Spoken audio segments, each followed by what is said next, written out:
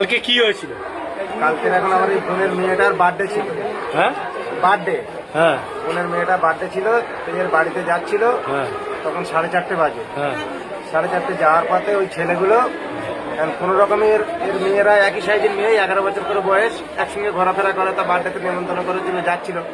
তা যাওয়ার পথে ওরা কোনো রকমে অ্যাটাক করে। অ্যাটাক বলতে কোনো রকম গায়ে মাথায় হাত বুলে বোঝায়, কি ওর ওপর আগে থেকে টার্গেট ছিল সেটা তো আমি জানি না। তো যাই হোক, আমরা তারপর থেকে কিন্তু সন্ধ্যে 6টার পরে আর খুঁজে পাচ্ছিলাম না। তখন খোঁজ করতে করতে দেখতে পাচ্ছি 7টা বেজে যাচ্ছে, 8টা বেজে যাচ্ছে, আর খুঁজে পাচ্ছি না। এখানে খুঁজে ওখানে খুঁজে আমরা প্রায় 1-1.5 ছেলে, আমাদের গোল্ডেন ক্লাবের ছেলেরা, সবাই হাটে বাজারে প্রচুর ছেলেরা আমাদের সঙ্গে ছিল। সবাই মিলে কিন্তু একসঙ্গে আমরা মোষপাড়া করতে করতে প্রথম হক বাজারের এই সিসিটিভি ক্যামেরা চেক করে দেখি এখান থেকে 4:35 এখান থেকে পার হয়। তার পরবর্তী 4:42 পাঠ ভবন স্কুলের সিসি ক্যামেরায় আমরা পাই।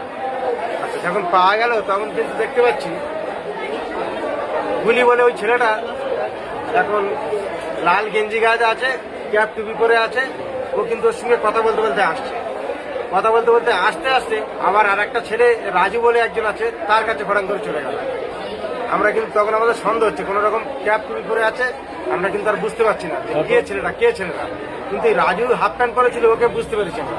বুঝতে পেরে এমন সময় ধবধবি তোমার ডাক্তারনার মোড় থেকে চলে যাই আমরা বালি সিমেন্ট যে ব্যবসা করে নির্মলের বাড়িতে। নির্মলের বাড়িতে গিয়ে নির্মলকে জিজ্ঞেস করলাম, দাদা এই ছেলেটা তো চেনা লাগে, এই ছেলেটা কি চেনো? বলছে হ্যাঁ, ও তো রাজু। তাই বলছি ওই ছেলেটা কি যোগাযোগ করে যাবে? তখন রাত 3:30 বাজে, তখন আমরা যাই ওই ধবধবি ডাক্তারনা মোড়ে। নির্মল এখন ওর সঙ্গে আমাদের যোগাযোগ করে দেবে। যোগাযোগ করে দিলে রাজুর সঙ্গে কথা বললাম। রাজু বললে হ্যাঁ, ও তো গুলি কাঁতিপাড়ায় বাড়ি, ও পাত্রে এসে আমার সঙ্গে কথা বলে।